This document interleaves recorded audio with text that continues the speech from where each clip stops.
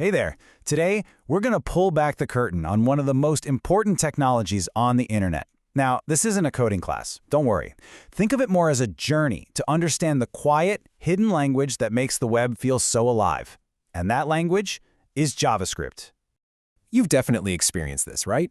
You're signing up for a new service. You type in the perfect username, and boom! Before you even hit enter, a little message pops up saying it's already taken. How does it know that so fast?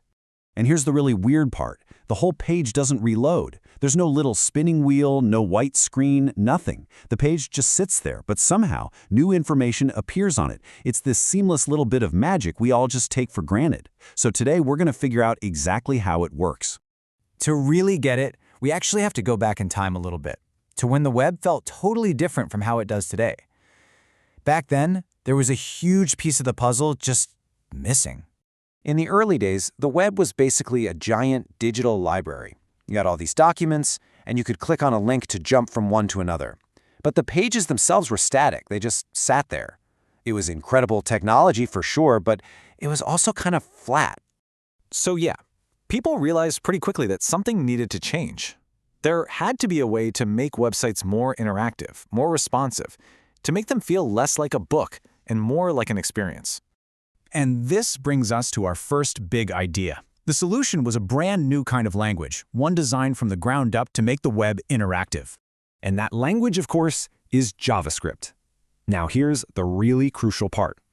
Unlike a lot of other code, JavaScript doesn't run on some massive server miles away. It runs right there, inside your web browser, on your computer. And that's what gives it the incredible power to change the web page you're looking at in real time. This really makes it click, right? Anytime you see a drop-down menu appear, or an image gallery that lets you click through pictures, or a form that checks your email address as you type it, yep, all of that is JavaScript at work. It's the engine that powers all the moving parts on a web page. Okay, but wait a second. If JavaScript's whole job is to change things on a page, how does it know what to change?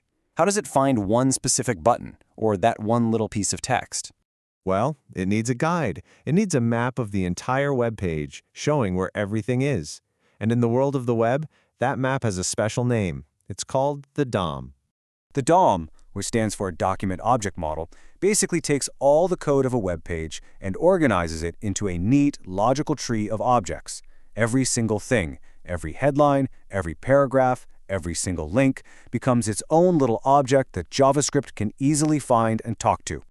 This picture shows it perfectly. It really is like a family tree for the website.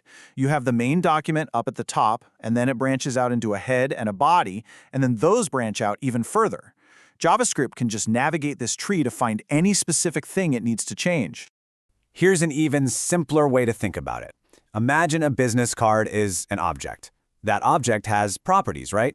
A name, a phone number, an email address. For JavaScript, changing the name is as easy as saying, go to the object named card, find its name property, and change it. The DOM gives JavaScript that same, simple, organized power over every single part of a web page. Okay, so we've got our two main pieces. We have JavaScript, the language that can change things, and the DOM, the map it uses to find them. But there's still one last piece of the puzzle. How did the website know our username was already taken? That information isn't on the page when it first loads. The final ingredient is a technique called AJAX. And what it does is pretty amazing. It allows JavaScript to have a quiet, secret conversation with the web server in the background, all without interrupting what you're doing, and without ever needing to reload the page. So, let's put it all together. You type a username into the box. JavaScript sees you do it. It instantly sends a tiny message to the server asking, hey, is this username available? The server checks its huge list of all users and sends a quick message back. Nope, it's taken. Then JavaScript gets that answer and uses the DOM to write the username taken message right there on the page. All of that happens in the blink of an eye.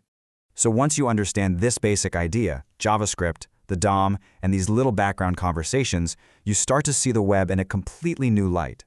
Seriously, from now on, you are going to see it everywhere. When you're scrolling down a social media feed and new posts just magically appear. When you pan around Google Maps and new parts of the world load in seamlessly.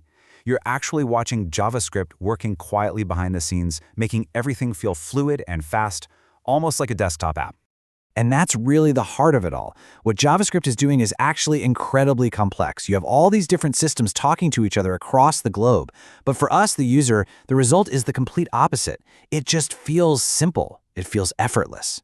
And that brings us to a final thought from the physicist Richard Feynman. Understanding something like JavaScript isn't just about technology. It's about appreciating the elegance of a system that can take something so complicated and present it with a simplicity that really does feel like magic. It's a small window into seeing the beautiful, clever design hidden just beneath the surface of our everyday world.